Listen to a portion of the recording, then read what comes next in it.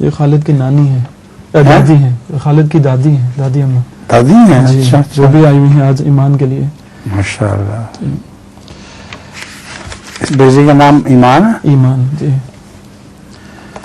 اچھا بتائیں. جی اعوذ باللہ من الشیطان الرجیم، بسم اللہ الرحمن الرحیم. فارتقب یوم تأتی السماء بدخان مبین یغشی الناس هذا عذاب علیم. Mais attends le jour où le ciel produira une fumée visible qui couvrira les gens. Ceci sera un supplice douloureux. دخان مبین سے کیا مراد ہے یہاں پر؟ دخان مبین سے مراد ہے اٹامک دھواں.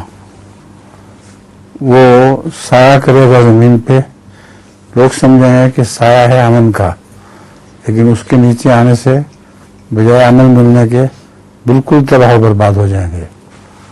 یہ دخان جو ہے یہ حضرت صلی اللہ علیہ وسلم کا ایک واقعہ ہے.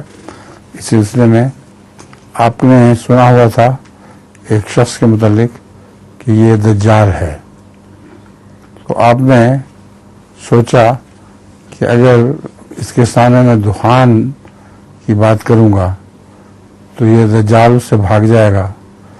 اگر یہ نہ بھاگا تو پتہ چلے گا کہ یہ وہم ہے، یہ دخان یہ وہ دجال نہیں ہے.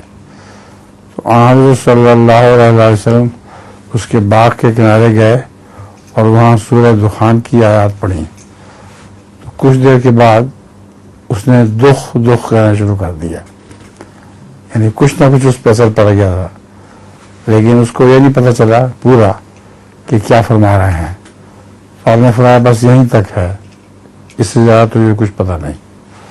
تو دخان سے مراد وہ ایٹمی دھواں ہے جو زمین کو ڈھانپے گا لیکن سایہ نہیں کرے گا کوئی، لوگ برباد ہو جائیں گے.